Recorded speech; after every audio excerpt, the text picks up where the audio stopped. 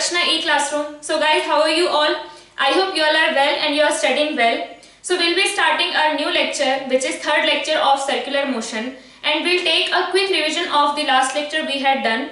So last class में हमने जो पिछला लेक्चर था उसको हमने रिलेटिव एंगुलर वेलोसिटी पढ़ के हमने खत्म किया था. So there we studied that relative angular velocity is equal to v relative perpendicular divided by r, where r was the distance between observer and object and v relative perpendicular was the perpendicular component of relative velocity. Perpendicular to what? It was perpendicular to the line joining observer and object. So if we have an observer which is observing the object and it has some velocity v relative and this is r, then this will be v relative parallel and this will be v relative perpendicular. So if we want to write omega relative, then it will be v relative perpendicular divided by r. Clear? And then we saw that this is omega relative is proportional to this and inversely proportional to this. So if the distance between object and observer increases, तो क्या होगा? This is going to decrease. If velocity increases, it means it is going to increase. Clear ये चीज? So this we have observed in our daily life. When we are traveling, हमें क्या दिखता है? The nearby road seems to be move faster and a distant tree seems to be move slower. तो क्या हो रहा है? When we are observing every object while we are traveling, what we do? We consider that we are at rest and we are giving our velocity to every object we are observing. So let's say I am moving in this direction, I will give my velocity to every object in opposite direction. So मुझे क्या लगेगा? All the objects are moving back. Clear है? तो यहाँ पे क्या है? I am moving in this direction. I am giving my velocity to this object. So यहाँ पे the line joining object and observer is this, and because I have given my velocity to this object, it appears to be moving in this direction. So r is this and velocity is this. So definitely they are perpendicular only. तो यहाँ पे क्या होगा? We are giving the same velocity to every object because what I am doing, I am giving my velocity to road and a distant tree. So I am giving a same velocity to both the objects. So v relative perpendicular is same for both. एक दूर के पेड़ के लिए और एक पास में हमारे ट्री रोड है या फिर ग्रास है रोड के साइड में. For all of them, the relative velocity perpendicular is same for all. But पास वाला जो है उसके लिए r is smaller. r छोटा है, so this appears to be greater value. इसलिए क्या लगता है कि पास वाले बहुत स्पीड से पीछे जा रहे हैं. हम ऐसे जा रहे हैं तो ऐसा लगता है पास वाले बहुत स्पीड से पीछे जा रहे हैं. और अगर हम डिस्टेंट ट्री की बात करें तो इन that case r is more. अगर r ज्यादा है देन क्या लगेगा? ये तो दोनों के लिए सेम था. r एक के लिए छोटा है, r एक के लिए बड़ा है, तो जिसके लिए r बड़ा होगा for that omega relative will be lesser.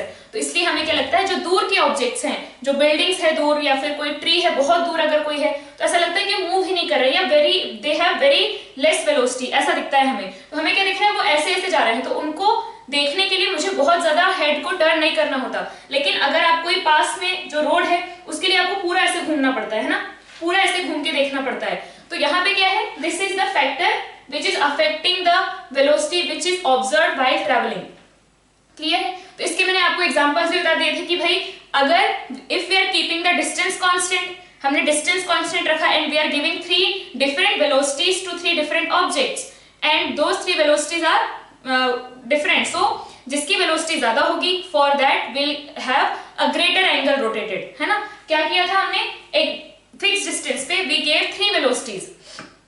तो जिसमें वेलोसिटी ज्यादा है उसमें एंगल ज्यादा रोटेट हुआ, जिसमें वेलोसिटी कम है उसमें कम एंगल रोटेट हुआ. आपके टर्न करके देखो पेजेस, अगर आपने लिखा है, नहीं लिखा है तो बहुत गलत बात है, लिखना है सबको. सो पहले ही पिछली क्लास में बताया है. अगेन दूसरा केस हमने लिया था कि we are giving the same velocity to three objects but those three objects are kept at a different distance. तो जिसका डिस्टेंस कम होगा for that angle rotated will be more, हमें ज्यादा एंगल रोटेट करना पड़ेगा. तो अगर हम रेट की बात करें तो हमें ज्यादा रेट से एंगल रोटेट करना पड़ेगा. if that object is kept at some distance which is greater than the distance of first object, then उस केस में हमें एंगल थोड़ा कम रोटेट करना पड़ेगा. so omega relative will be lesser for that case. so r ज्यादा, omega कम, v ज्यादा, omega ज्यादा, because they have directly proportionality और यहाँ पे inversely proportional है. तो इस चीज को लिख लेंगे, if distance between the object and observer is more, then omega is going to be less. Clear है? अब इसी पे हम एक दो एग्जांपल कर लेते हैं. तो ये चीज हमें अच्छे से आ जाएगी कि हमें रिलेटिव वेलोसिटी कैसे निकालनी है। So first question will be a projectile is projected with 10 meter per second at an angle theta is equal to 37 degree from horizontal या with horizontal. A projectile is projected at an angle 37 degree and with speed 10 meter per second. थोड़ा इधर उधर हो गया words, उसको आप लोग adjust कर लो अपने हिसाब से। So we have to find out, लिख लेंगे find relative angular velocity, find relative angular velocity of the projectile when it hits the bottom with respect to the point of projection. Find relative angular velocity of projectile when it hits the bottom with respect to the point of projection. So when we are projecting a stone or projectile, definitely path is going to be like this. इसमें तो कोई doubt नहीं होना चाहिए किसको, ये तो अब रट चुका होगा। So we are projecting this projectile with 10 meter per second at an angle 37 degree. तो जब वापस आएगा तब भी यही सीन होगा, 10 मीटर पर सेकेंड 37 डिग्री, ठीक है। तो यहाँ पे अब क्या है भाई, ऑब्जर्वर है इस जगह पे एंड ऑब्जेक्ट है इस जगह पे, and we have to find out the relative angular velocity. मान लो ऑब्जेक्ट कहीं यहाँ पे होता तो कैसे निकालते, यहाँ पे पहले वेलोसिटी देख लो, ठीक है, और line joining object and observer देख लो, इसके परपेंडिकुलर वेलोसिटी का कंपोनेंट निकाल लो, एंड देन ये हो गया v रिलेटिव परपेंडिकुलर, ये हो गया r, omega is equal to v relative perpendicular by r। In this case we have r is equal to this, r is equal to क्या है यहाँ पे, r इज इक्वल टू है range, r is range here. तो we will find out range, उससे हमें क्या मिल जाएगा, r which is equal to 2u square cos theta sin theta divided by g। यहाँ पे cos थीटा sin थीटा करके लिखा, it is u square sin 2 theta by g, but यहाँ पे हमारे पास 37 डिग्री है, it is easier to write in this form. So 2u square 100, 3/5 4/5 divided by 10। तो यहाँ पे हमारे पास आ गया, इसको नीचे ले आओ, क्या बन गया ये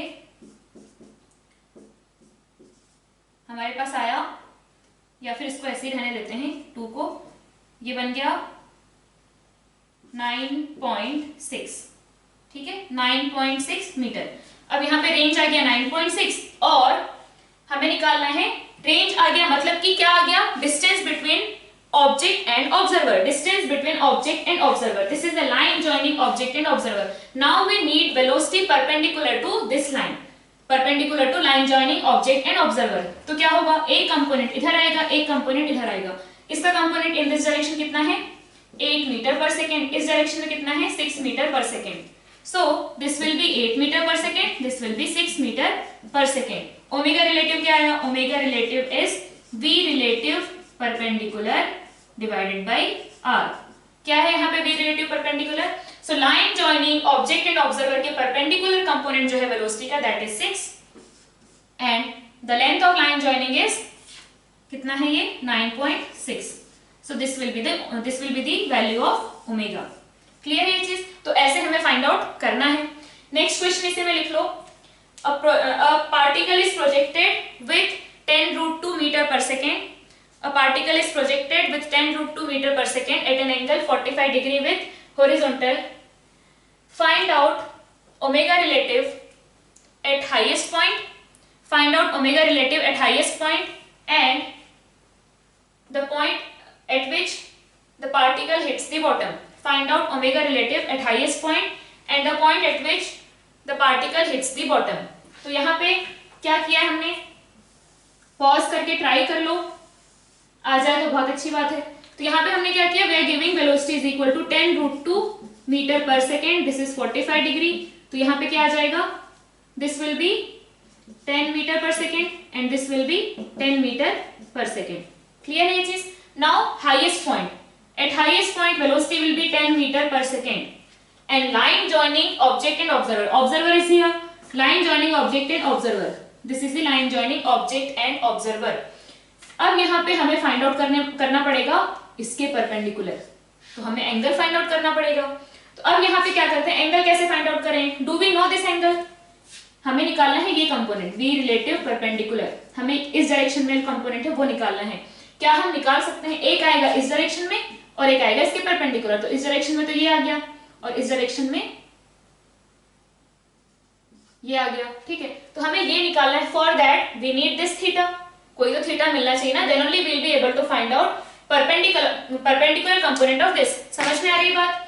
this is the line joining, यहाँ पे ऑब्जर्वर है, यहाँ पे ऑब्जेक्ट है, this is the line joining object and observer, जो कि हमें अगेन ये भी कैलकुलेट करना है। This is the line joining object and observer. अब this is the actual velocity, इस इंस्टेंट पे भाई हाईएस्ट पॉइंट पे वेलोसिटी क्या होती है? हाईएस्ट पॉइंट पे velocity is only horizontal, and horizontal हमेशा कांस्टेंट रहता है। So it was previously 10, it is going to remain 10। So यहाँ पे वेलोसिटी क्या है? 10। नाउ इसका component we have to find out perpendicular to this line. तो एक आएगा पैरेलल कंपोनेंट, एक आएगा परपेंडिकुलर कंपोनेंट। तो हमें ये फाइंड आउट करना है, for that we need this angle ना। इस एंगल के बिना हम कैसे फाइंड आउट कर पाएंगे? तो अब ये एंगल कैसे निकालें? क्या हम ये एंगल निकाल सकते हैं? यस। तो यहाँ पे क्या है, if we see this point, ये है r/2, ये टोटल है r and this is r/2, और ये क्या है? This is h max।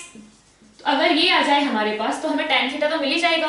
tan theta आया, then we can find out sin theta, cos theta, whatever is required. So let's see, यहाँ पे हमने क्या किया? पहले निकाल लिया range. Range is equal to क्या आएगा? Range is equal to u square sin 2 theta divided by g. u is 10√2, 10√2 square sin 2 theta, theta is 45, sin 2 theta is 1 divided by 10. कितना आ गया ये? 100 into 2 divided by 10, 20 meters. इसका मतलब this length is 10 meter. Clear है? h max, h max. अब यहाँ पे डायरेक्टली आप if you want you can do u square sin square theta divided by 2g, put the values and do it. But आप directly देख पा रहे हो कि this projectile is the case of maximum range. Why? Because angle is 45. तो this is the case of maximum range. Maximum range के case में maximum height क्या होती है? r/4 होती है। याद है सबको? नहीं है तो कोई बात नहीं, हम डायरेक्टली कर सकते हैं, बहुत सिंपल है, ये भी लगा सकते हो। तो यहाँ पे क्या आ जाएगा? r/4, 20/4, तो ये हो गया 5 मीटर्स। इसका मतलब this is 10 metre, this is 5 metre. tan theta हमें मिल गया। इफ दिस इज थीटा, ये है 5 और ये है 10, tan theta is equal to क्या आ रहा है? tan थीटा इज हाफ, है ना? This is 5 and this is 10, tan theta is half. अब tan थीटा हाफ मतलब हम ये फाइंड आउट कर सकते हैं, दिस इज 5, दिस इज 10, क्या हम ये फाइंड आउट कर सकते हैं? तो ये साइड क्या हो जाएगी? √5 स्क्वायर प्लस 10 स्क्वायर, कितना आ गया? 100 प्लस 25, √125, मतलब 5√5, ठीक है? 5√5। तो दिस लेंथ इज 5√5, मतलब for this case we have found out the distance between object and observer. Object and observer के बीच का डिस्टेंस हमें मिल गया। Now you know angle also, angle नहीं पता तो कम से कम you know one of the trigonometric ratio of that angle, tan theta आपको पता है। तो क्या आप कंपोनेंट निकाल सकते हो? यस, ट्राई करेंगे, वैसे भी I am going to tell, तो ट्राई कर लो इसको। सो यहाँ पे क्या है? If this is theta and this theta is such that tan theta is equal to half है, तो अगर ये थीटा है तो ये भी क्या होगा? थीटा ही होगा ना। This is horizontal, this is horizontal, this is the line, this is the line, तो ये भी क्या है? वही थीटा है। तो यहाँ पे हमारे पास आ गया tan theta is equal to half. इसका मतलब दिस इज थीटा, ये हो गया 1, ये हो गया 2 और ये आ जाएगा √5। tan theta is equal to, tan theta is half, sin theta, अगर आपको 1 मिल गया तो आप डेफिनेटली फाइंड आउट कर सकते हैं ना। दिस इज 1, दिस इज 2, आपके पाइथागोरस थ्योरम से ये क्या आ गया? √5। तो यहाँ से cos थीटा क्या आ गया या sin थीटा क्या आ गया? 1/√5 and cos theta is 2/√5। Now here this is theta, तो ये क्या हो जाएगा? 90 माइनस थीटा, ये है 90 माइनस थीटा, तो यहाँ पे आ जाएगा 10 cos theta and this is equal to 10 sin theta. तो V relative perpendicular is 10 sin theta, V relative perpendicular is 10 sin theta. 10 sin theta की वैल्यू क्या है? sin थीटा इज 1/√5, तो हमारे पास क्या आ गया? ये 10/√5। Now we know this as well as V relative perpendicular. So omega relative at highest point, यहां लिख लो highest point, omega relative at highest point is V relative perpendicular at highest point divided by R, object और observer के बीच का distance कितना आ रहा है, v relative perpendicular is 10/√5 and r is this distance, कितना आया वो 5√5, तो कितना आ गया हमारे पास 5 divided by 25, 5 divided by 25 radians per second, sorry 10 divided by 25, 10 divided by 25 radians per second. तो यहाँ पे अगर आप देखो तो this is 0.4 radian per second, 0.4 radian per second. Now we have to find out relative angular velocity at this point, यहाँ पे find out करना है। तो यहाँ पे क्या है, इधर 10√2, सॉरी इधर 10 और इधर 10, और ये आपको पता है ये टोटल कितना है, दिस टोटल इज 20 मीटर्स, है ना। तो you know the distance between object and observer which is 20 and you know v relative perpendicular. तो यहाँ पे क्या आ जाएगा, at bottom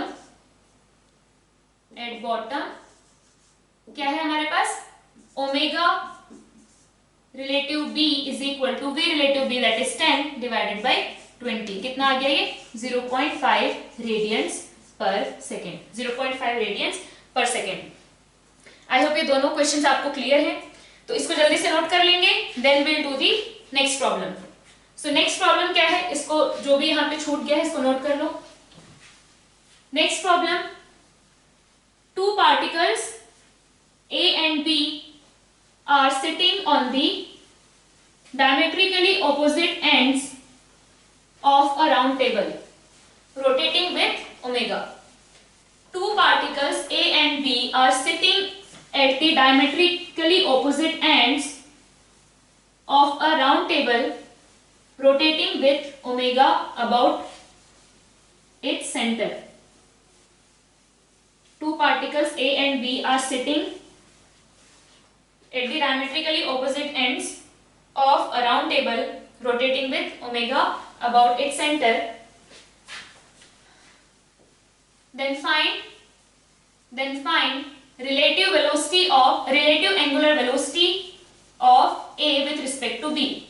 Then find out relative angular velocity of A with respect to B. Try this question.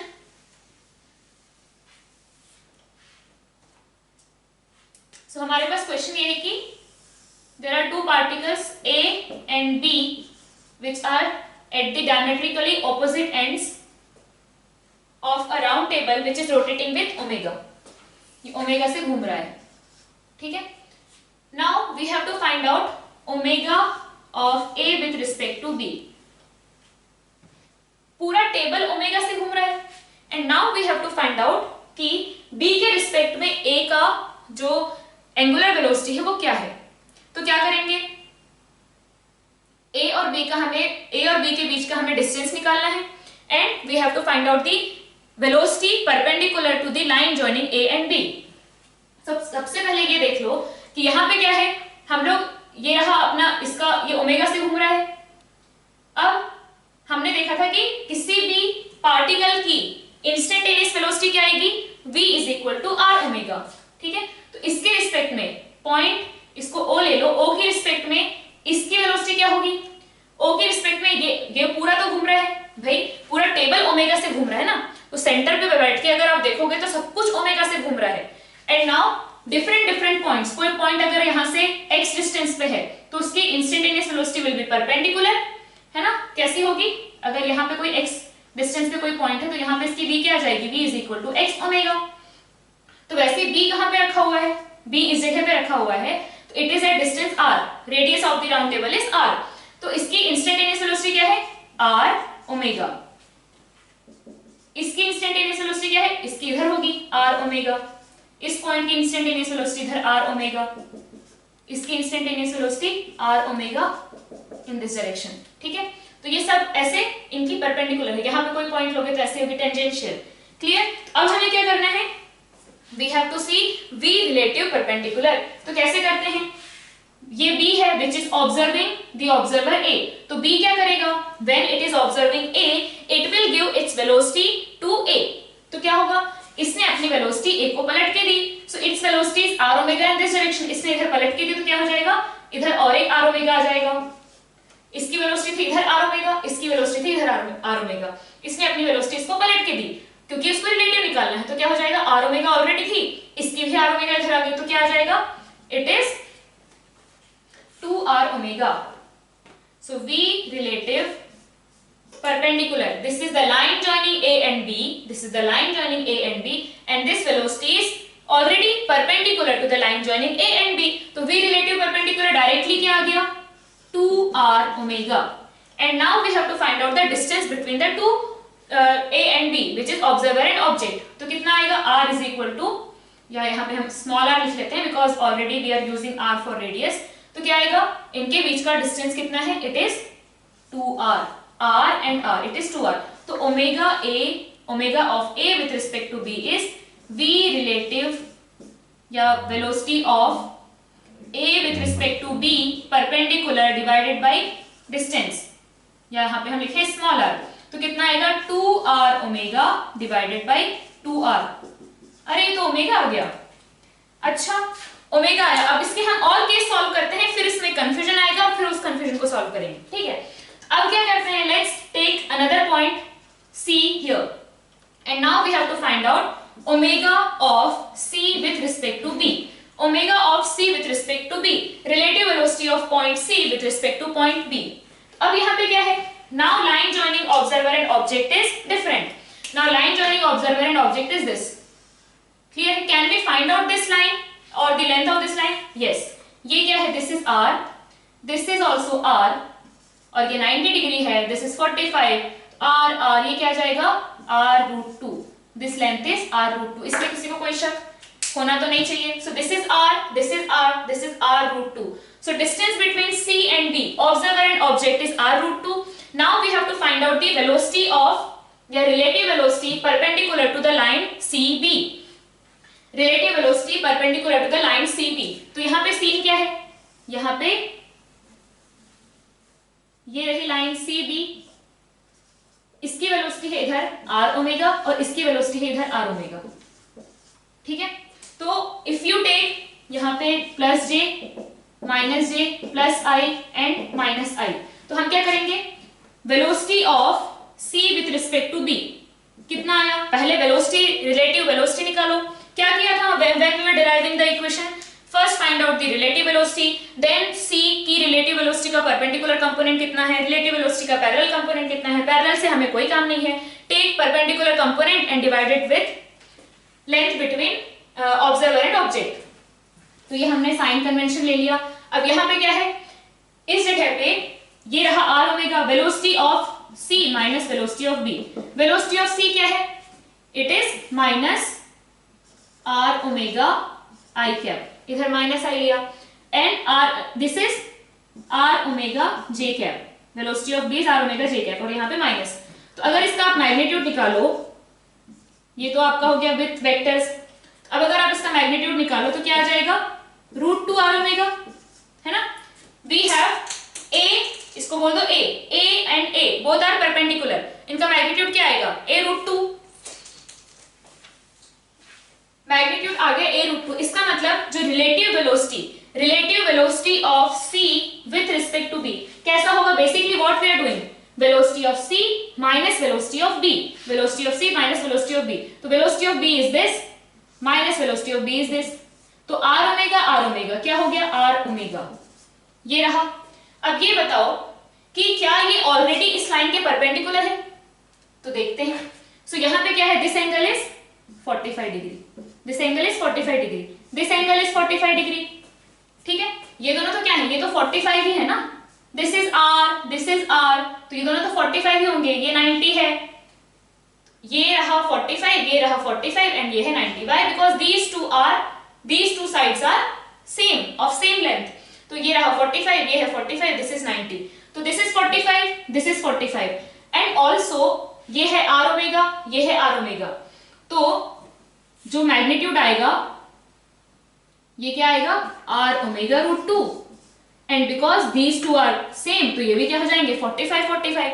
Simple vectors we are using. So r omega, ये root 2 r omega, ये 45, ये 45. It means 45 45 45 and 45. तो अब यहाँ पे देखो कि line joining joining C and B is this, and relative velocity which we have calculated is this. तो उनके बीच में ऑलरेडी 90 डिग्री है, ऑलरेडी क्या है 90 डिग्री है। ये चीज हम अभी मैं बता दूंगी, बट रोटेशनल में भी आपका यूज होगा, तो अभी बताएंगे एक पॉइंट। तो ये यहाँ पे क्या है, this is the line joining C and B and this is relative velocity which is already perpendicular. हमें कंपोनेंट निकालने की जरूरत नहीं है। Whatever relative velocity we calculated, it is already perpendicular to line C and B, line CB. Clear? So simply what we'll do, we'll put this magnitude here. Root 2r omega is the relative velocity perpendicular, and now we have to divide it with distance between D and C. तो कितना है वो, ये r, this is r root 2, यहाँ calculate किया था r root 2, क्या है ये, फिर से ओमेगा आ गया। ओके, देखते हैं क्या दिक्कत है, क्यों ओमेगा आ रहा है। अब फिर से हमने किया, so now what I am doing, point B यहाँ पे था, अब यहाँ 60 डिग्री पे पॉइंट हमने डी लिया, and again we are calculating same case, बस इसमें A is here, B C is here, and now D is here. Now we have to find out omega of D with respect to B. तो क्या करना पड़ेगा, find out this. अब ये मैंने लिया है 60 डिग्री, ठीक है, 60 डिग्री पे है, तो इफ दिस इज 60 डिग्री, अब दिस इज r, तो ये एंगल क्या होंगे, सेम होंगे जो भी, अगर ये थीटा है, ये थीटा है, मतलब ये अगर थीटा है तो ये भी थीटा होगा। Why? Because these two sides are same. तो सिंपल आइसोसेलेस ट्रायंगल की properties we are using. So if this is theta, this is also going to be theta. अब ये 60 डिग्री है, तो बचा कितना, 120 डिग्री। 120 डिग्री में ये थीटा तो कितना आया, 60। इसका मतलब this angle is equilateral triangle. तो ये 60 डिग्री, ये 60 degree. If it is equilateral triangle, इसका मतलब all three sides are equal. So this is r, तो definitely this is going to be r। Clear? Now we have to find out omega relative perpendicular. तो ये रहा r omega और ये रहा r omega, ठीक है। तो हमें क्या करना है, फिर से हम ड्रॉ कर लेते हैं लाइंस। तो हमारे पास आया ये r ओमेगा एंड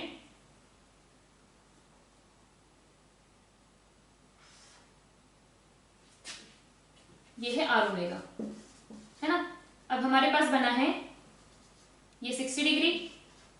अब हमने क्या किया, ये तो d की वेलोसिटी हो गई, हमें निकालना है v of d with respect to b। तो velocity of d minus velocity of b, this is velocity of d and minus velocity of b will be like this, minus velocity of b। तो ये omega r and this is omega r। अब इनके बीच में angle find out कर लेते हैं। तो अगर ये 60 है, ठीक है, और ये यहाँ पे हमने क्या किया, हमने एक लाइन ड्रॉ की, तो क्या होगा, ये अगर हमारे पास if this is 60, this is going to be 60, इसको हॉरिजॉन्टल बनाया, this is horizontal, this is horizontal, ये लाइन। अच्छा, यहीं पे कर लेते हैं तो थोड़ा सा कंफ्यूजन कम होगा। अब हमने क्या किया, दिस इज r ओमेगा, तो r ओमेगा हमने यहाँ उल्टा करके दे दिया। अब if this is 60, this is going to be 60 degree और this is going to be 30 degree. अब यहाँ पे ये है 60, ये है 60 और ये है 30 डिग्री। एंड नाउ अगर आप ध्यान से देखो तो ये एंगल कितना बनेगा, ये 60, तो ये एंगल कितना होगा, 30, because this is horizontal, this is vertical. समझ में आ रही है बात? हमने सिंपली क्या किया, यहाँ पे हॉरिजॉन्टल ड्रॉ किया, तो यहाँ पे हॉरिजॉन्टल और इस लाइन के बीच में 60 डिग्री है, तो अल्टरनेट इंटीरियर एंगल से आ गया 60 एंड ये 60। अब ये और ये तो परपेंडिकुलर है, क्यों perpendicular, because this is radius, this is tangent, so ये 60 तो ये 30 हो गया। अब again this line and this r omega वाली लाइन, r ओमेगा क्या है, vertically downward, r omega is vertically downward, this is horizontal, तो ये 60 और ये टोटल 90, मतलब ये कितना होगा, 30। क्लियर है? तो अब हमें मिल गया इस r ओमेगा और इस r ओमेगा के बीच में एंगल कितना है, ये रहा r omega 30, 60, 30 and then this r omega. तो 30 प्लस 60 प्लस 30 कितना है angle, this angle is 120 degree. Okay, now we have two vectors of equal magnitude subtending an angle 120 degree. इनका रिजल्टेंट क्या आता है, same as the individual magnitudes, और एकदम यहाँ बीच से पास होगा, कितना होगा, omega r, this is going to be omega r। वही आता है, whatever the magnitude of this vector and this vector, same will get the magnitude of resultant vector, and वो एकदम उसके एंगल बाइसेक्टर से पास होगा। तो इसका मतलब कहां से पास होगा, इधर 30 है इधर 30 है, तो इसको ऐसे क्रॉस करके जाएगा, है ना, इधर 30 सिमेट्रिक डिवाइड हो गया। अब ये 60 बचा था, 60 को भी बीच से काट के निकल गया, तो अब क्या बचा, दिस इज ये 30 ये 30, तो ये 60 ये टोटल 60 ये टोटल 60। अब हमें देखना है कि क्या this is the line joining B and D and this is the omega relative which is equal to V relative which is equal to omega R। तो अब ये कितना है, इसके और इसके बीच में एंगल देखना है, किसके बीच में, this is the line joining B and D and this is omega V relative का लाइन। तो अगर ये ऑलरेडी 90 डिग्री है देन कोई दिक्कत नहीं है, हम लोग डायरेक्टली पुट कर देंगे। तो ये एंगल कितना है, ये तो 60 है already, this is already 60 and this is 30, हो गया 90। इसका मतलब जो हमने ओमेगा V रिलेटिव निकाला, that V relative is already perpendicular to the line joining B and D। तो सिंपली हमारे पास ओमेगा रिलेटिव आ गया, length of this line and magnitude of omega relative. Omega relative का V रिलेटिव का magnitude क्या आया था, ओमेगा R, और इसकी लेंथ क्या आई थी R, फिर से ओमेगा आया। दिक्कत क्या है, तो यहाँ पे अगर आप कोई भी पॉइंट्स लो, if we have a rotating body, यहाँ पे अगर आप कोई भी पॉइंट ले लो, कोई भी दो पॉइंट ले लो, तो omega relative of a point with respect to another point, ये नोट लिख लो, omega relative of one point with respect to another point will always be same as the omega of that body, will be same as the omega of that body. इसका omega कितना था, इसके angular velocity क्या थी, omega, इसके respect में इसकी आई omega, इसके रिस्पेक्ट में इसकी ओमेगा, इसके रिस्पेक्ट में यहाँ पे जो हमने डी पॉइंट लिया उसका भी आया ओमेगा ही। क्लियर है। अब यहाँ पे डाउट ये आता है, जब हम लोग इसको प्रैक्टिकली सोचने की कोशिश करते हैं, तो just imagine you are sitting on a platform, जो रोटेटिंग प्लेटफॉर्म होते हैं जो मेले में हमें मिलते हैं। If you are sitting on that rotating platform, तो क्या होगा, आप एक सीट पे बैठे हो, लेट्स से आपका जो फ्रेंड है वो एकदम डायमेट्रिकली ऑपोजिट सीट पे बैठा हुआ है, ठीक है, आप दोनों एक दूसरे की तरफ ऐसे मुंह करके बैठे हुए हैं। सो हमने बोला कि omega relative of A with respect to B, omega relative of A with respect to B is omega. It means मुझे if I am B, तो मुझे A को देखने के लिए ओमेगा से अपना सर घुमाना पड़ेगा, ओमेगा की स्पीड से अपना सर घुमाना पड़ेगा। इसका मतलब यही हुआ ना कि if you are observing A sitting at the position of B, you will have to rotate your head with omega to observe A। लेकिन हमने ये देखा कि I was sitting here, A was sitting there and I was continuously seeing, मुझे तो sir घुमाने की जरूरत पड़ी नहीं, बस हम ऐसे देख रहे थे और we were able to see each other। तो फिर ये कंसेप्ट तो गलत होना चाहिए। लेकिन ध्यान रखो कि हमें क्या बोला है कि अगर ओमेगा आया, इफ ओमेगा रिलेटिव या relative angular velocity is equal to omega आया, it means you are rotating your head with omega. मान लो 10 रेडियन पर सेकेंड हमने वैल्यू दिया, it means you are rotating your head with 10 radian per second. लेकिन हमें actual में तो लग नहीं रहा है कि हम रोटेट कर रहे हैं, पर आप कर रहे हैं। कैसे? आपकी लाइन पहले ये थी, लेकिन ठीक है, आप अपने आप को क्या मान लो, एक रोबोट की तरह कि आई एम नॉट, ठीक है, I am not rotating my head, but let's say कि आपका नेक रोटेट ही नहीं हो सकता, तो आप when your platform is moving with omega, आपका प्लेटफॉर्म जब ओमेगा से घूम रहा है तो everything is rotating with omega, it means your head is also turning with omega ना। So when you are sitting on that platform, हमें लगता है कि we are not rotating our head, but because we are sitting on that platform, our head is already rotating with omega. So ये जो आ रहा है ये बिल्कुल करेक्ट है, प्रैक्टिकली भी आप देखो तो it is correct, because हमें लग रहा है कि we are not rotating our head, but because you are sitting on that platform, everything is rotating with omega. So your head is also rotating with omega. आपको पता नहीं चल रहा है, but your head is also rotating with omega. अगर आपको उस point B पे यहाँ फिक्स कर दिया जाए, अगर इस पॉइंट पे फिक्स कर दिया जाए, आप अगर उसके साथ रोटेट ना करो, then to observe A आपको सर घुमाना पड़ेगा। क्लियर है? बट जैसे आप उसमें बैठे हुए हो, your head is already rotating with omega. तो यहाँ पे किसी भी पॉइंट पे बैठो और किसी भी पॉइंट को ऑब्जर्व करो, your head is rotating with omega, that's why omega relative is coming equal to omega only. क्योंकि आप हर किसी भी पॉइंट पे बैठोगे, आप यहाँ बैठ जाओ, यहाँ बैठ जाओ, यहाँ बैठ जाओ, कहीं भी बैठ जाओ, आपका जो हेड है वो ओमेगा से घूमता रहेगा। So if you are observing any point on that platform और on that round table, everything will have omega relative is equal to same as the velocity या angular velocity of that platform or of that round table। Clear है ये चीज?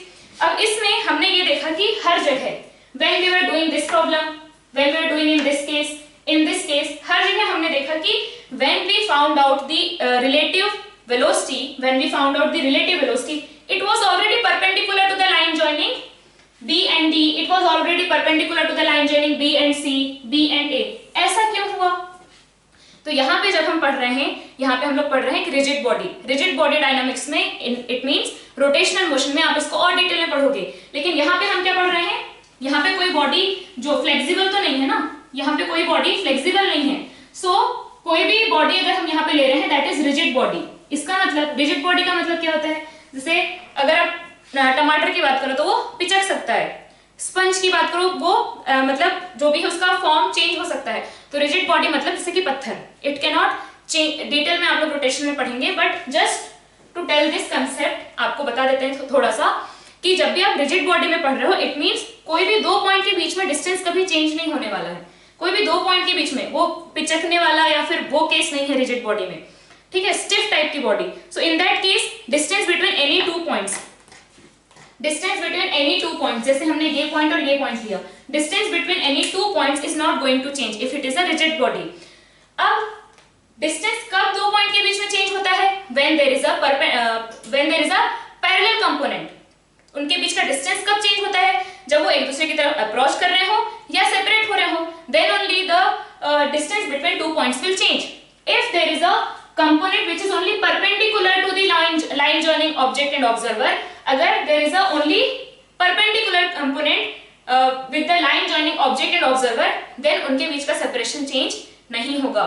So अगर यहाँ पे सारे के सारे points move कर रहे हैं in a round table या कोई भी rigid body में अगर सारे के सारे points move कर रहे हैं, तो if you observe one point of the rigid body, if you observe one point on the rigid body from another point on the same rigid body, आप एक सेम रिजिड बॉडी पे बैठ के आप एक पॉइंट से दूसरे पॉइंट को ऑब्जर्व कर रहे हैं, तो because it's a rigid body it can not have a parallel component of velocity. Parallel to what? Parallel to the line joining the two points. ये लाइन जॉइनिंग टू पॉइंट्स हैं, इनके line joining two points के parallel component नहीं हो सकता velocity का, otherwise it won't be a rigid body.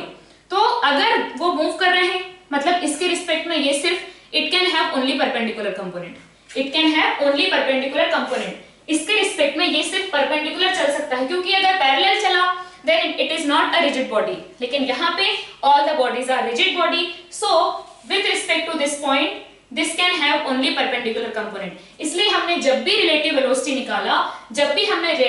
निकाला, it has, हमने already देखा कि that relative velocity is already perpendicular, it doesn't have, that relative velocity doesn't have any component parallel to the line joining B and C or B and A or B and D, it is already perpendicular।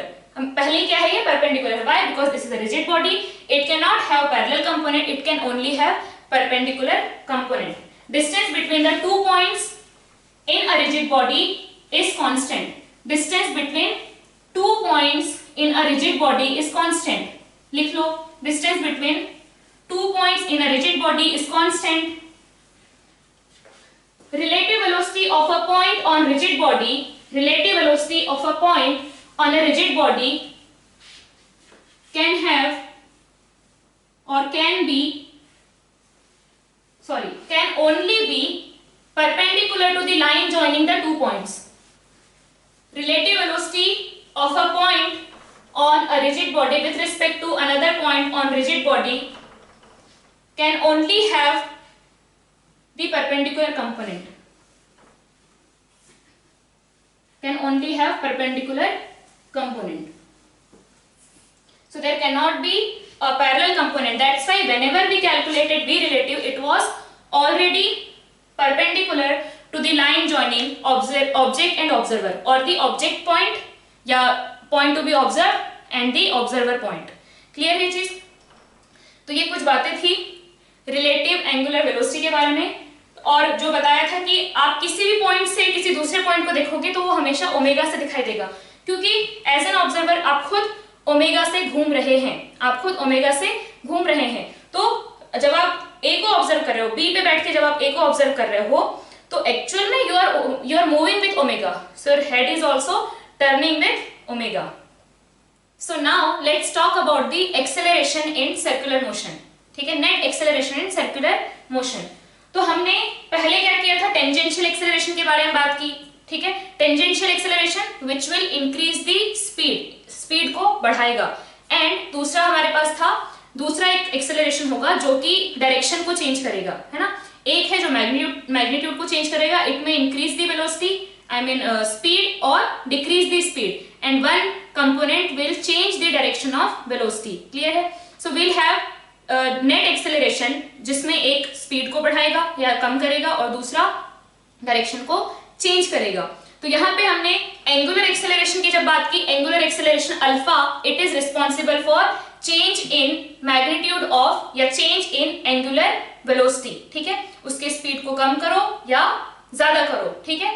सो अब यहाँ पे हम बात करते हैं, तो पहले मैंने आपको जब रेक्टिलिनियर या फिर linear variables and angular variables को रिलेट किया था, हमने क्या लिखा था, ds is equal to r d theta and v is equal to are omega, a is equal to r alpha.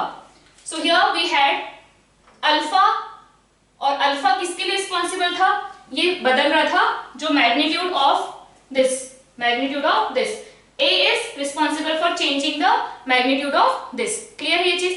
तो हम लोग सर्कुलर मोशन में जब a नेट की बात करेंगे तो यहाँ पे क्या आएगा, एक होगा एक्सेलरेशन, एक होगा acceleration which will change the magnitude of velocity.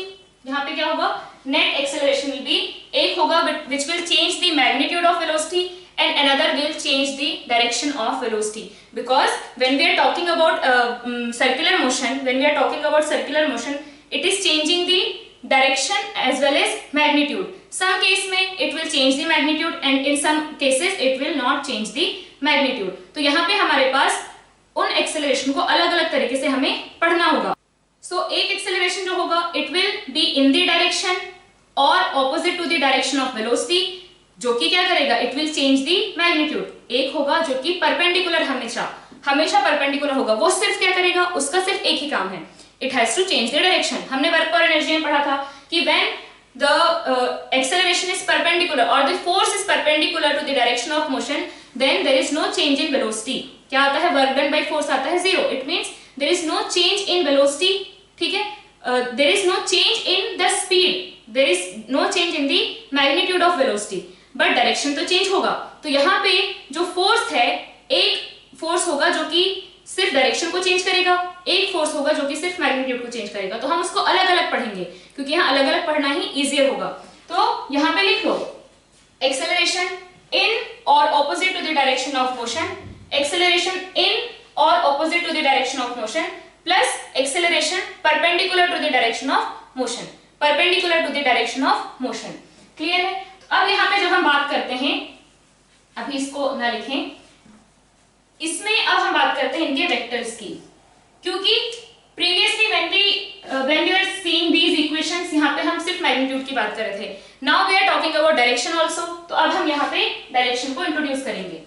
अब हमारे पास क्या है, जब हमने v is equal to are omega लिखा, v is equal to are omega लिखा, तो यहाँ पे क्या है, v is also a vector, r is a vector, omega is a vector. कैसे, ये आपका एक सर्कल, दिस इज r, ठीक है, इस इंस्टेंट पे वेलोसिटी इस डायरेक्शन में है, और जो रेडियस वेक्टर जो हम लेते हैं, we take it from this centre to this is a r vector, this is v vector. अब हमारे पास है r vector, v vector and omega vector. Clear? Now इस इक्वेशन को हमें इस तरीके से लिखना है कि इट शुड सेटिस्फाई, जो भी हमारे वेक्टर कंडीशन है उसको सेटिस्फाई करना चाहिए। So if the particle is moving in this direction, तो v आएगा ऐसे, r आएगा ऐसे, ओमेगा कैसा है, omega is outward, omega is outward. So now we want to relate r omega and v, r omega and v। तो अब यहाँ पे देखो हमारे पास है v is equal to r omega.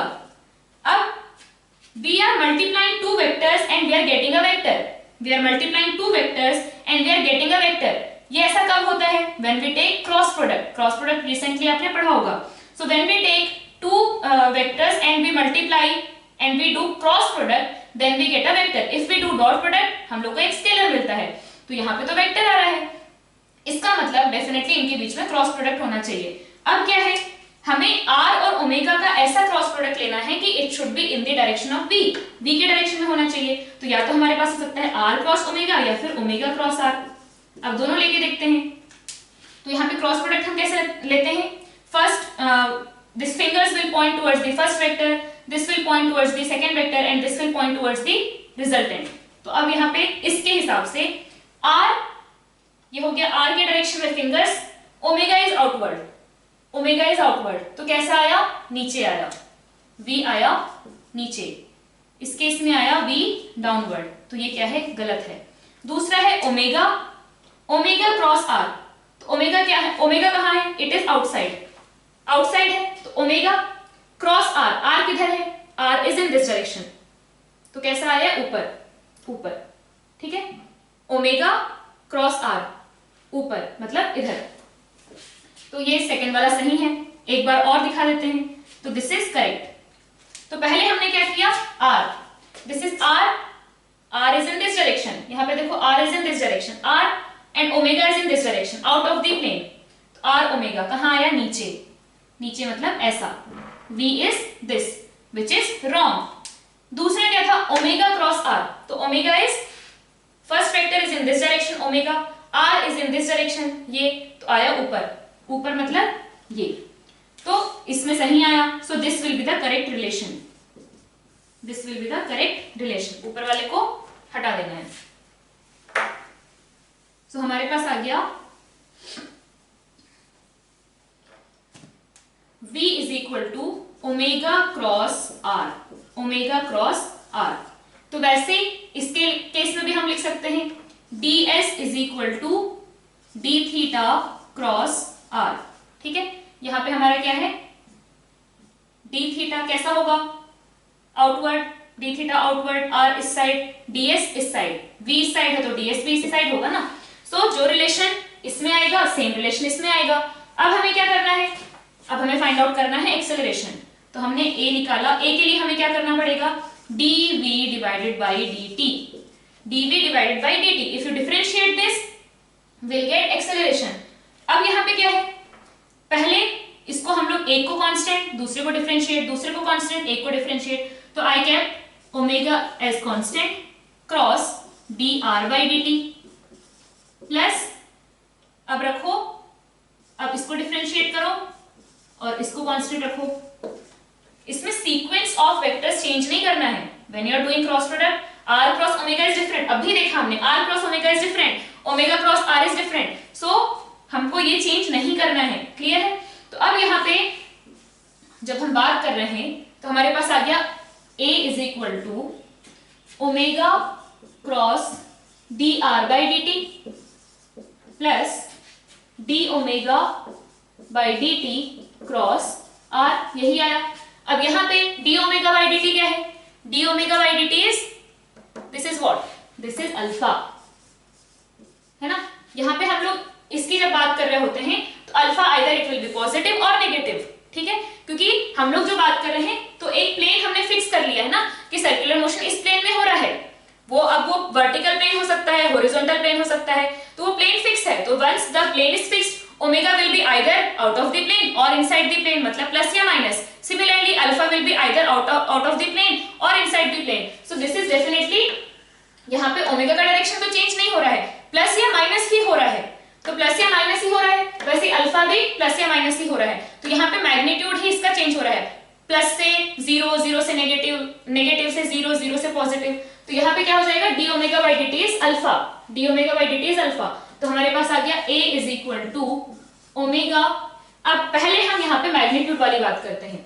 तो जब हमने मैग्नीट्यूड वाली बात की थी, ठीक है, when we were talking about the change in magnitude of velocity या फिर चेंज इन स्पीड, जब हम चेंज इन स्पीड की बात कर रहे थे तो उस केस में क्या था कि r जो है, this r vector, it was constant, not r vector, the magnitude of r vector. हमने जब यहाँ पे मैग्नीट्यूड लिया तो हमने इसका मैग्नीट्यूड ले लिया, तो यहाँ पे क्या है? v is equal to r omega, क्योंकि इनके बीच में एंगल तो क्या है? 90 डिग्री है।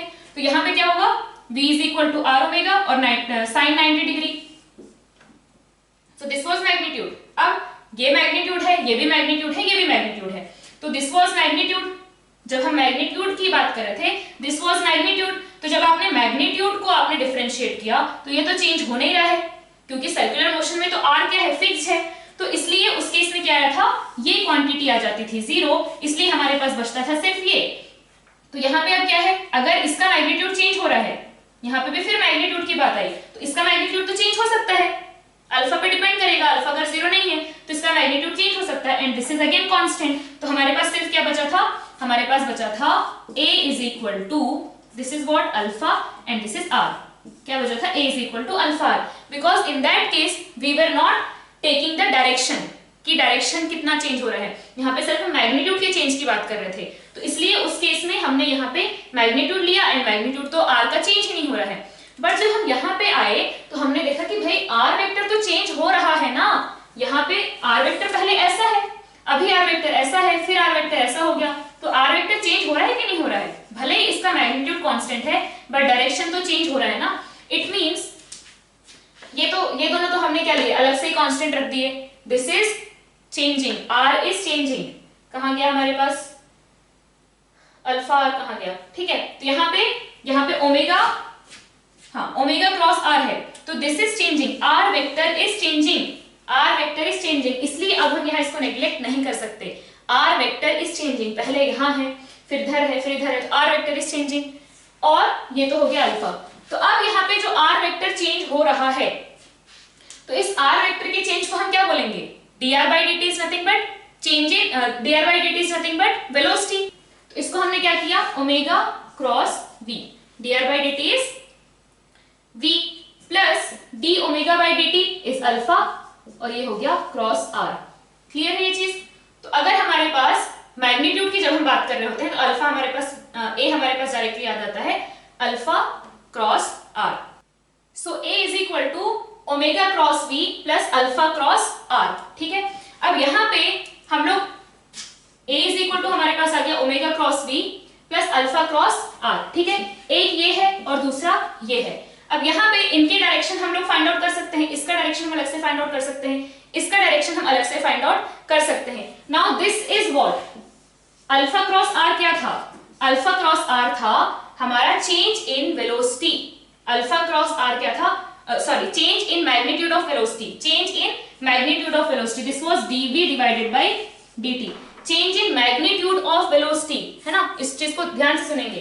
तो this was change in magnitude of velocity, तो ये क्या है, जो मैग्नीट्यूड चेंज कर रहा है वो कौन सा एक्सेलरेशन है, जो मैग्नीट्यूड चेंज कर रहा है वो कौन सा एक्सेलरेशन है, इट इज टेंजेंशियल एक्सेलरेशन, है ना, जो उसको वेलोसिटी को, ऑब्जेक्ट अगर यहाँ पे है तो उसको या तो इधर स्पीड से खींचेगा या इधर स्पीड से खींचेगा। तो ये जो कंपोनेंट है this is tangential, either in the direction of velocity और opposite to the direction of velocity, ठीक है। इसका काम क्या है, to change the magnitude of velocity, so this will be either in the direction of velocity और opposite to the direction of velocity, so this is going to be in the direction और opposite to the direction, it means tangential, है ना, या तो इधर या फिर इधर, so it is going to be tangential. तो ये हो जाएगा हमारा टेंजेंशियल एक्सेलरेशन, ये हो जाएगा टेंजेंशियल एक्सेलरेशन। और दूसरा ये क्या है, ये कहां से आया है, this part has come when we have taken the change in the radius vector, ये पार्ट कब आया, when we have taken the change in radius vector. तो चेंज इन रेडियस वेक्टर मतलब चेंज इन रेडियस वेक्टर, यहाँ पे magnitude तो किसी का चेंज नहीं हो रहा, इसका मैग्नीट्यूड चेंज हो रहा है क्या, नहीं, इसका मैग्नीट्यूड चेंज हो रहा है क्या, नहीं, सिर्फ डायरेक्शन चेंज हो रहा है। So this component has come because of change in direction. Change in direction के लिए कौन रिस्पॉन्सिबल है, component of acceleration perpendicular to the direction of velocity, component of acceleration perpendicular to the direction of velocity, perpendicular to the direction of velocity मतलब ये हो गया tangential which is in the direction or opposite to the direction of velocity, and perpendicular to the direction of velocity मतलब ये, मतलब radial, radially outward या radially inward, वो हम अभी देखेंगे। बट इसके परपेंडिकुलर मतलब रेडियल डायरेक्शन, वो इधर भी हो सकता है इधर भी हो सकता है। अब दिमाग लगाओ किधर होना चाहिए, अगर आपको किसी ऑब्जेक्ट को अगर आपको सर्कल में घुमाना है, लेट्स से एक ऑब्जेक्ट था जो इस तरीके से जा रहा था, suddenly I want it to move in a circle, तो हम क्या करेंगे, सडनली इधर फोर्स लगाएंगे। एक ऑब्जेक्ट था जो v वेलोसिटी से इधर जा रहा था, मैंने सडनली इधर फोर्स लगाया, ऐसे खींचा उसको, तो उसका डायरेक्शन ऐसे मुड़ जाएगा, है ना, क्योंकि इसके पास वेलोसिटी है तो वो ऐसा तो जाएगा लेकिन थोड़ा सा ऐसे हो जाएगा। फिर वो इधर जाने लगा, फिर हमने ऐसा फोर्स लगाया तो थोड़ा इधर मुड़ा, फिर जब ऐसे जाने लगा हमने फिर ऐसा फोर्स लगाया, इधर मुड़ा, फिर ऐसे जा रहा था, फिर हमने फोर्स लगाया, फिर ऐसे मुड़ा, फिर ऐसे जा रहा था, हमने फोर्स लगाया, ऐसे मुड़ा। तो कैसा दिख रहा है ये? रेडियली इनवर्ड, रेडियली इनवर्ड दिख रहा है। क्लियर है? So if a object was moving with some velocity and you want it to move in a circle, हम क्या करेंगे? रेडियली इनवर्ड फोर्स लगाएंगे, फिर ऐसे मुड़ा, फिर रेडियली इनवर्ड, फिर ऐसे मुड़ा, फिर रेडियली इनवर्ड। क्लियर है? तो ये रेडियली इनवर्ड होना चाहिए। So this component is because of change in magnitude of omega या change in magnitude of velocity. This component is because of change in radius vector. Change in radius vector. यहाँ पे magnitude उसका change नहीं हो रहा है, only direction is changing. So this component is because of change in radius vector. तो अब यहाँ पे हम लोग लिख सकते हैं A is equal to, ये हो जाएगा A radial प्लस ये हो जाएगा A tangential. अब जब आप A net निकालोगे तो क्या आएगा? A रेडियल का स्क्वायर प्लस A टेंजेंशियल का स्क्वायर और उसका फिर रूट। अब यहाँ पे क्या है? रेडियली इनवर्ड होना चाहिए, तो एक कंपोनेंट आया, this is A radial, this is A tangential. तो अब नेट जो एक्सेलरेशन आएगा वो कुछ इस तरीके से आएगा, A net will be in this direction. Clear है? हम पहले सिर्फ इस एक्सेलरेशन की बात कर रहे थे, which is increasing the speed, which is increasing the velocity of magnitude of velocity, and इसका काम क्या है? It has to change the direction of motion. Clear है? अब हम देख लेते हैं कि जो हम बोल रहे हैं वो करेक्ट है या नहीं, ये रेडियली इनवर्ड है या नहीं। तो v का डायरेक्शन एंड ओमेगा का डायरेक्शन हम देख लेते हैं। तो जैसे इसी केस में देखो, ओमेगा का डायरेक्शन क्या है? ओमेगा का डायरेक्शन है आउटवर्ड। v का डायरेक्शन क्या है? v is in this direction. तो अब हम क्या करते हैं? Omega cross v। तो ओमेगा क्या है? ओमेगा इज आउटवर्ड, v कैसा है? v इज अपवर्ड, अपवर्ड है ना, v का डायरेक्शन क्या है? अपवर्ड। तो omega cross v, omega cross v, palm is pointing towards the second vector. Omega cross v किधर आया? रेडियली इनवर्ड तो आया ना, तो यहाँ पे क्या आ गया? This acceleration is radially inward. यहाँ पे लिख लो, दिस इज रेडियली इनवर्ड, ये डायग्राम बना लो, याद रहेगा। ठीक है? तो अब यहाँ पे क्या आएगा? जो टेंजेंशियल जो रेडियल एक्सेलरेशन है वो रेडियली इनवर्ड होना चाहिए, तभी तो वो सर्कल में घूमेगा ना, नहीं तो कोई पॉसिबिलिटी नहीं है। अगर आप इसको इस साइड खींच लो तो फिर उधर वाले सर्कल में घूमने लगेगा। ठीक है? तो यहाँ पे क्या है? सर्कल के सेंटर की तरफ है, तो इसको एक नया नाम दिया गया। व्हाई? हम क्यों नया नाम दे रहे हैं? बिकॉज हम लोग पहली चीज we are separating, we are dividing this acceleration in two parts, एक टेंजेंशियल और दूसरा रेडियल। एक है जिसका काम है सिर्फ मैग्नीट्यूड चेंज करना, एक है जिसका काम है सिर्फ डायरेक्शन चेंज करना। तो हमने यहाँ पे इस डायरेक्शन चेंज करने वाले को एक नया नाम दिया जिसका नाम है सेंट्रीपेटल एक्सेलरेशन। सेंट्रीपेटल एक्सेलरेशन जिसका मतलब होता है सेंटर सीकिंग एक्सेलरेशन। तो यहाँ पे basically what this acceleration is trying to do, it is trying to move that object, वो उस इंस्टेंट पे सेंटर की तरफ खींचने की कोशिश कर रहा है, but because it has some velocity already, तो वो सिर्फ धीरे से मुड़ेगा, धीरे से मुड़ेगा। फिर हमने वैसे ही किया, फिर धीरे से मुड़ेगा। तो what it is trying to do, it is trying to make that object to move in a circle around a fixed point which is called centre. तो अब इसका डायरेक्शन कैसा है? Its direction is towards the centre. ठीक है? This centripetal acceleration is trying to make an object to move in a circle and the direction of this acceleration is towards the center. Direction of acceleration is towards the center. तो basically ये center की तरफ है, इसलिए हम इसको बोलते हैं centripetal, जिसका मतलब होता है center seeking, center की तरफ। So direction of the centripetal acceleration is towards the center and it is called centripetal acceleration because it is center seeking, center की तरफ है। and what it is doing, it is trying to or it is making the object to move in a circular motion. इसी का काम है पूरे time direction को change करते रहना। तो यहाँ पे हमारे पास जो A सेंट्रीपेटल है वो क्या आ गया? Omega cross V। ठीक है? अब इसका अगर आप मैग्नीट्यूड देखो तो भाई ओमेगा और V के बीच में अगेन एंगल हमेशा क्या रहने वाला है? It is going to be 90 degree always. रहेगा कि नहीं रहेगा? बताओ। It is going to be 90 degree always. अब यहां से और ऑल्सो अल्फा और आर, अल्फा और आर के बीच में भी एंगल कैसा होगा? अल्फा और आर के बीच में भी एंगल कैसा होगा? इट विल बी 90 डिग्री, क्योंकि अल्फा कैसा है? Alpha is out of the plane, alpha तो प्लेन के बाहर ही है और आर तो प्लेन में है, तो वो तो हमेशा क्या होंगे? परपेंडिकुलर होंगे। तो हमारे पास क्या आ जाएगा? Magnitude of A centripetal will be omega into V. Magnitude of A centripetal will be omega into V. Magnitude of A tangential will be alpha r. और अगर आपको डायरेक्शन के फॉर्म में लिखना है या वेक्टर के फॉर्म में लिखना है तो आप क्या लिखोगे, omega cross alpha cross r. V का अगर हमें डायरेक्शन के फॉर्म में लिखना है तो क्या लिखेंगे, ओमेगा क्रॉस आर. तो ये एक एक करके सबको हम समरी की तरह लिख लेते हैं.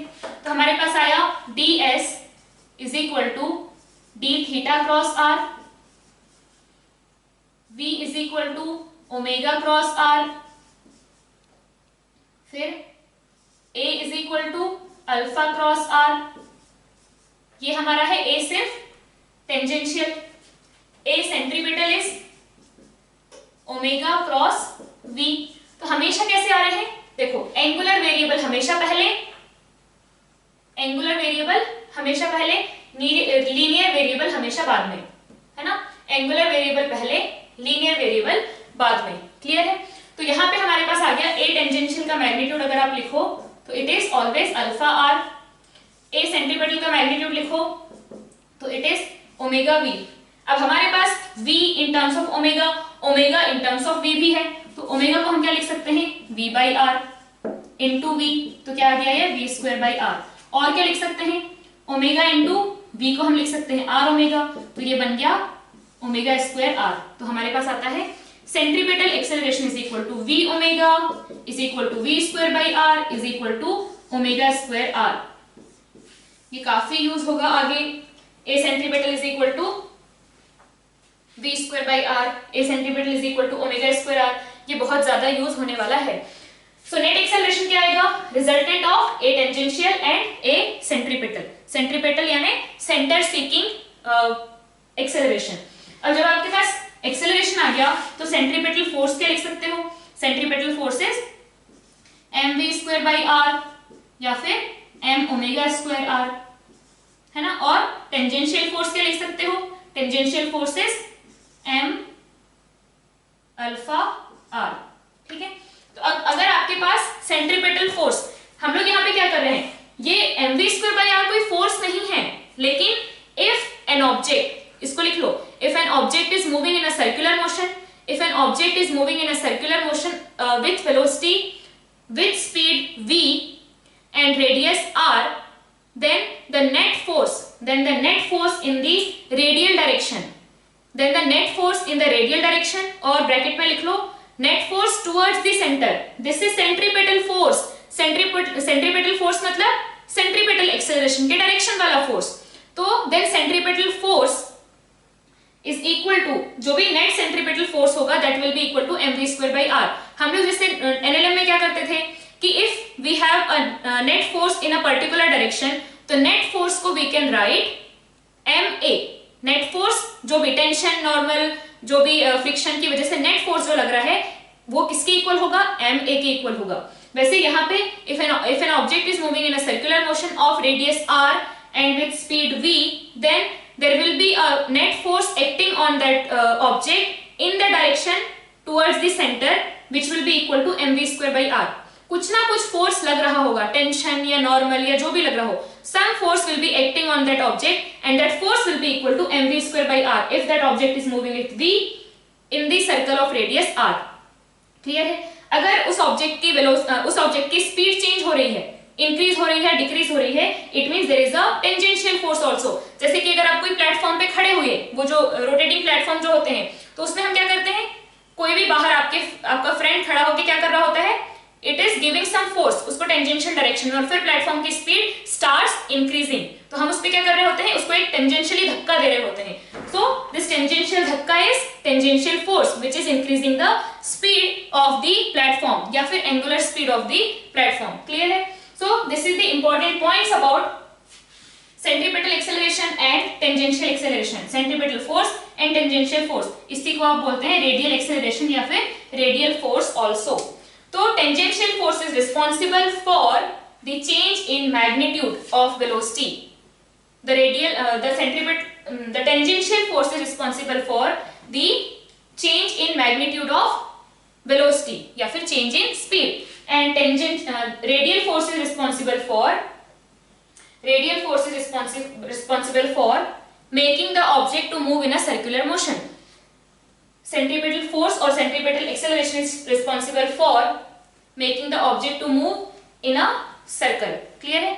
And its direction is towards the center. Its direction is towards the center.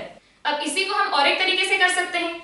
कैसे करेंगे? So let's say an object was moving in a circular motion with of radius r and with velocity, let's say at this instant its velocity is v और इसकी velocity increase हो रही है. So its velocity is going to change its direction for sure.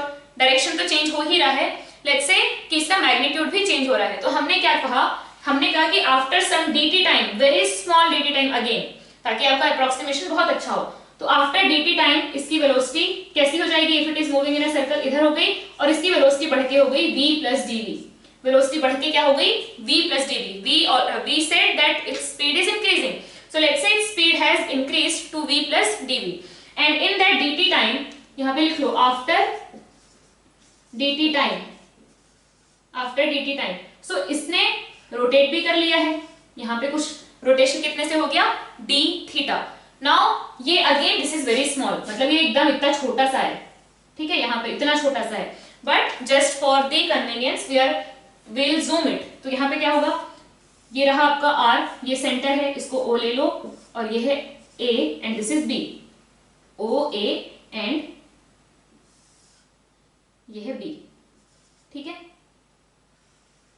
तो यहाँ पे थी velocity v and यहाँ पे वेलोसिटी है v plus dv. v plus dv. ठीक है, and this is d theta. अब यहाँ पे क्या होगा? हम क्या करेंगे?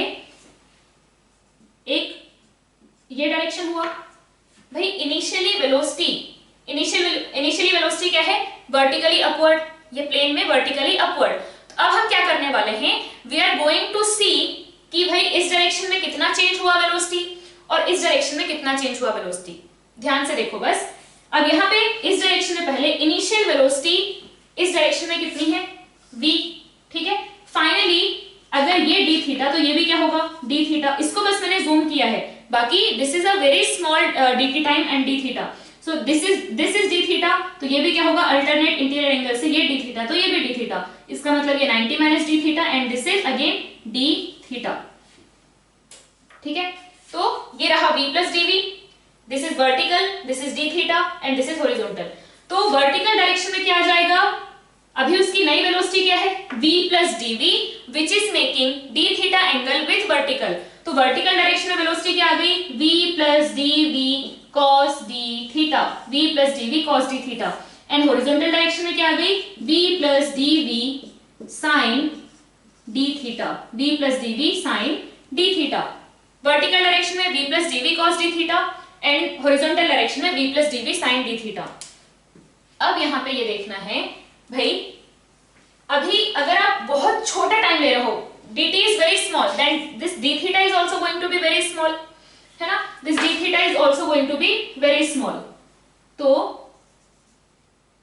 ये था v और यहाँ पे d थीटा पे हमने ले लिया v प्लस dv.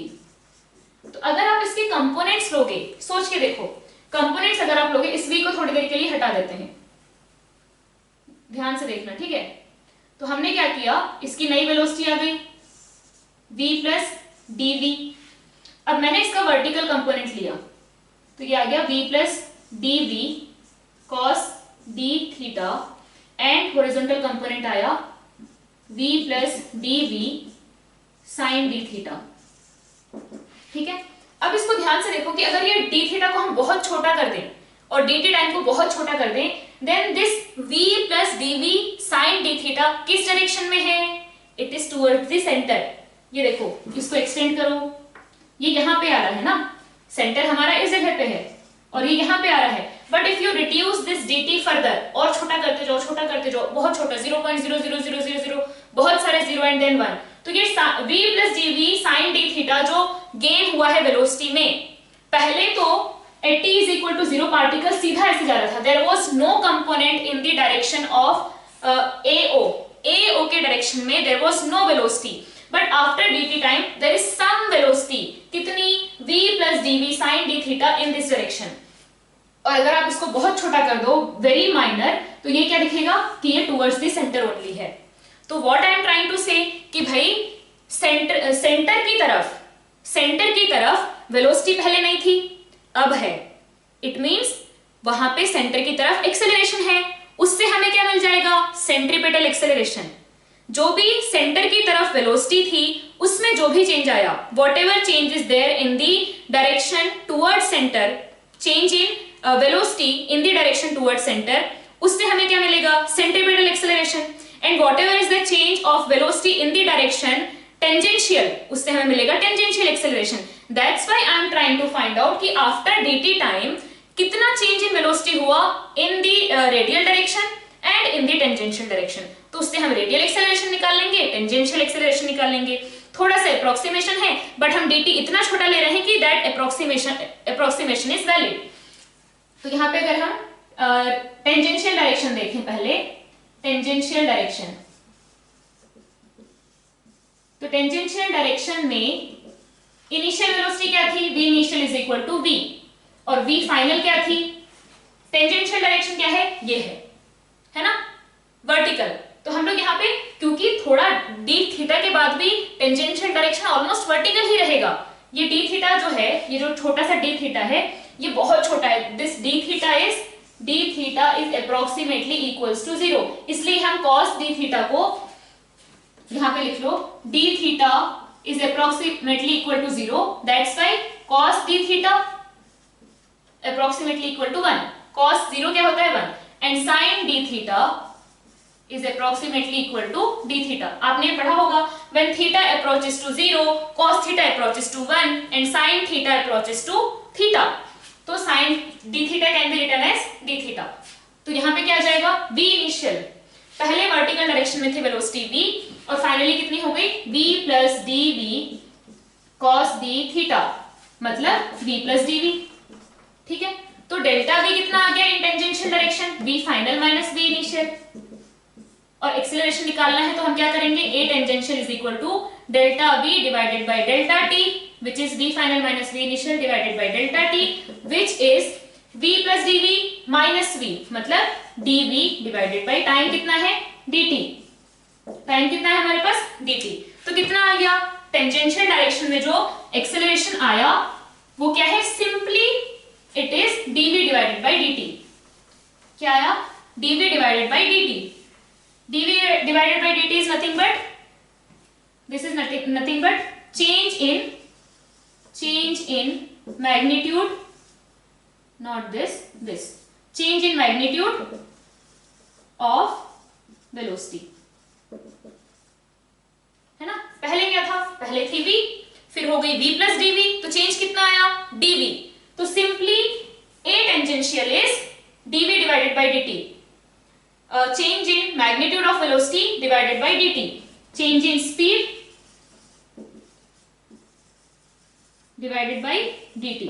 तो ये क्या है, सिंपली ये जो एक्सेलरेशन है, it is just changing the magnitude, it is just changing the magnitude. अब हम देखते हैं रेडियल डायरेक्शन, रेडियल डायरेक्शन में क्या हो रहा है।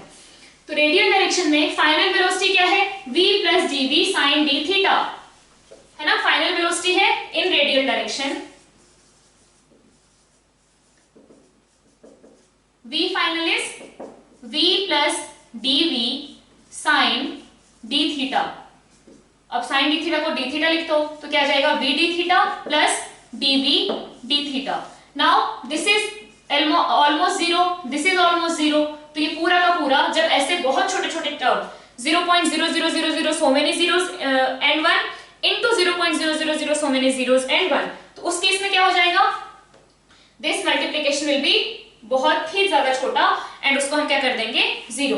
तो हमारे पास क्या आ गया, v final is equal to v d theta, v initial is equal to 0। Radial direction में इनिशियली कोई वेलोसिटी थी क्या, नहीं थी, तो initial velocity in radial direction is 0।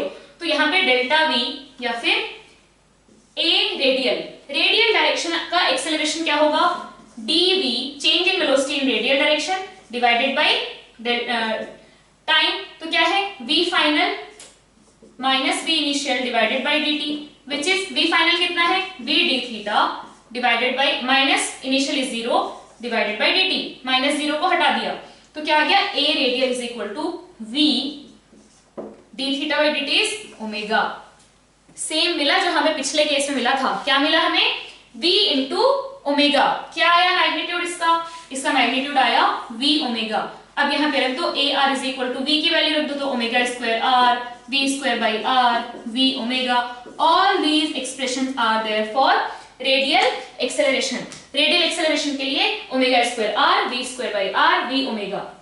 Clear है ये चीज? तो यहाँ पे हम क्या कर रहे हैं, थोड़ा सा अप्रोक्सीमेशन ले रहे हैं, बट उस अप्रोक्सीमेशन वैलिड है। Why? Because we are taking this dt value very small, because of which this dv is very small, this d theta is very small, and we can take cos d theta as 1, sin d theta as d theta, कहाँ गया sin d theta as d theta, and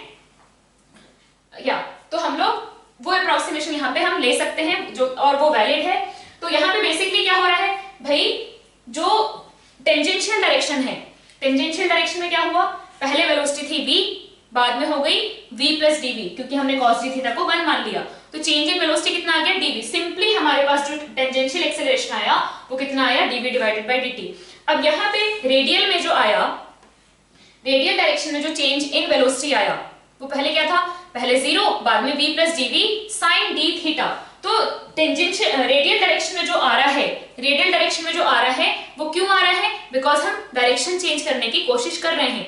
तो अब अगर हमें tangential direction का acceleration निकालना है तो हम क्या करेंगे, वी विल सी, हमें रेडियल डायरेक्शन में अगर एक्सेलरेशन निकालना है तो हम क्या करेंगे, we will see the change in velocity in radial direction, और फिर उससे हम लोग फाइंड आउट कर लेंगे रेडियल डायरेक्शन का एक्सेलरेशन।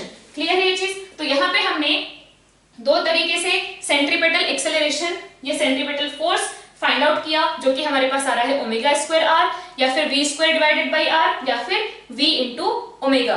तो ये एक्सेलरेशन के बारे में कुछ चीजें हैं, इसके बारे में हम डिटेल में और देखेंगे। आई थिंक हमारे पास टाइम अब उतना नहीं बचा है, so we will stop the lecture and we'll discuss the rest of the thing in next lecture. Thank you.